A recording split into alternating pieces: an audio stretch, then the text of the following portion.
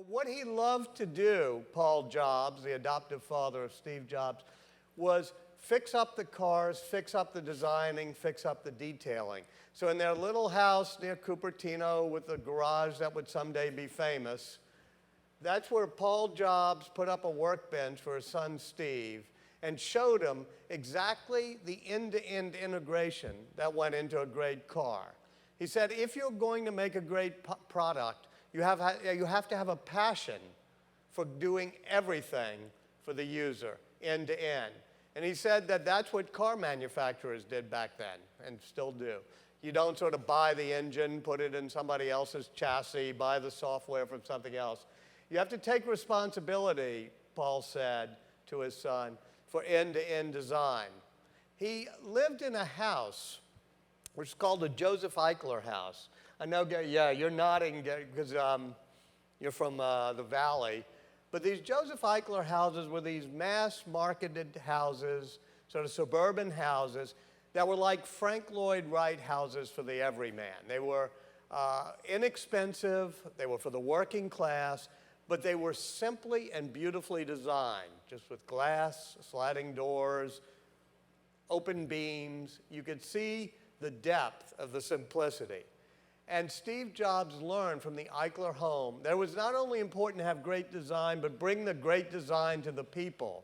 It wasn't some fine art that was only for the elite, but design was something important to have for everybody. He also helped his dad, when he was 6 years old, build a fence. That fence is still there. I walked the streets of the little suburb, and Steve sort of rubbed the front of the fence. And he said his dad taught him one important lesson. He said, make the back of the fence just as beautiful as the front of the fence. And Steve, of course, said, well, nobody will see it. Nobody will know. And his father said, you will know. You will always know that the parts unseen are as well crafted as the parts that are on the surface.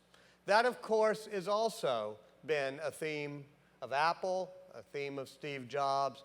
Every single product he did, he made sure that the parts unseen were as good as the parts seen. So that design sense was instilled in him by the time he was 12 years old. And he really loved the craftsmanship that he could see in the various products and electronics that his father helped him go when they went to the junk stores to buy the electronics to fix up the cars. When he got a little bit older, Steve Jobs formed a partnership coming out of his high school with obviously Steve Wozniak, the other great Steve.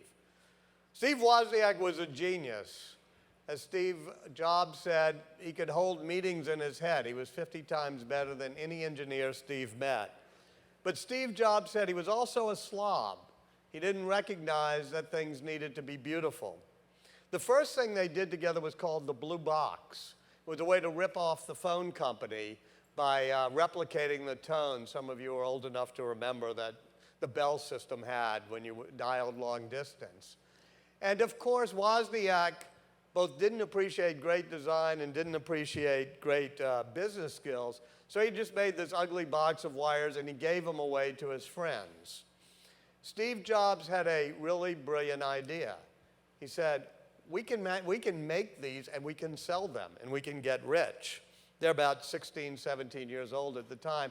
And indeed, they drive all over the place with Steve getting the case and fixing it up for the Blue Box, marketing it, and Wozniak doing all the circuitry. And they made money until the police actually caught up with them once when they were doing it at a pay phone in the highway in California. But it really helped start that partnership of one guy who really cared just about the circuit boards and the other guy who cared about the design, the marketing, and the total packaging of it. Part of Steve's influence was when he dropped out of college. He went to Reed College. He was very much of a rebel and a misfit, and frankly was not a really nice kid, even to his wonderful adoptive parents. They had scrimped and saved because the deal they had made when they had adopted him was they would send him to college. So he picked the most expensive possible college you could pick, which was Reed College at Oregon.